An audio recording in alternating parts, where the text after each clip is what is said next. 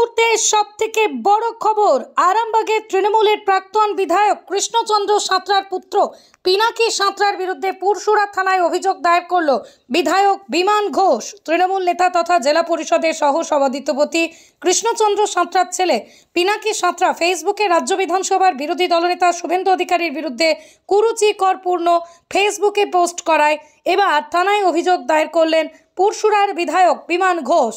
সোমবার দুপুরে বিমান ঘোষ দলীয় কর্মীদের সাথে নিয়ে পুরসুরা থানার ওসির দ্বারস্থ হন।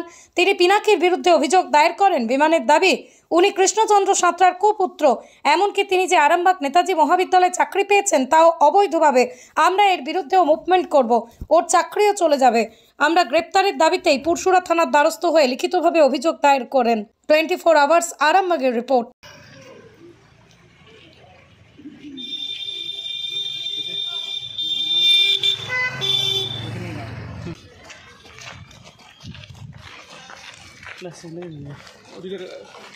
দেখুন, তৃণমূল কংগ্রেসের বর্তমানে জেলা পরিষদের কর্মাধ্যক্ষ প্রাক্তন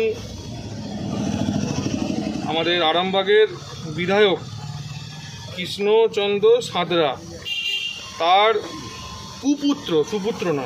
কুপুত্র পিনাকি সাঁতরা, যার বাবা তাকে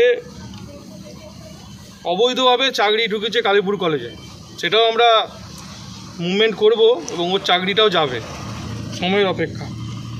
সেই কুপুত্র গতকাল ফেসবুকে আমাদের রাজ্যের বিরোধী দলনেতাকে নিয়ে একটা অশ্লীল পোস্ট করেছে।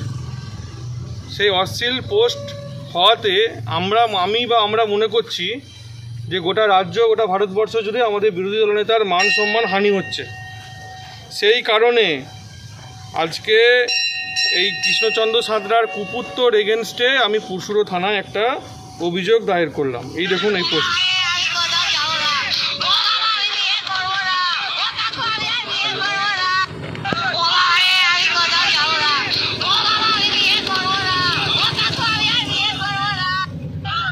এই হচ্ছে তৃণমূল কংগ্রেসের যারা নেতা বা নেত্রী, তাদের পরিবারের কালচার।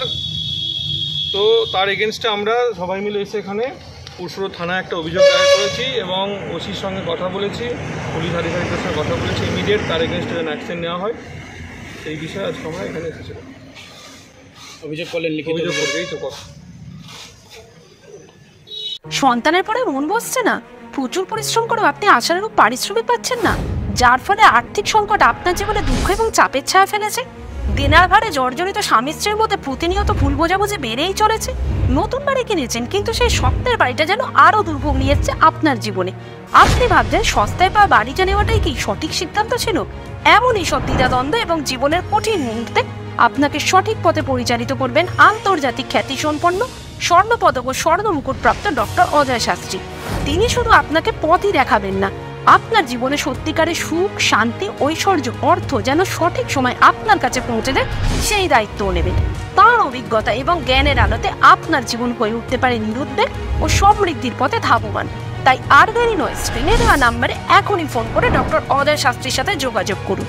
কে জানেন, হয়তো একটিমাত্র ফোনই আপনার জীবনকে বদলে দিতে পারে।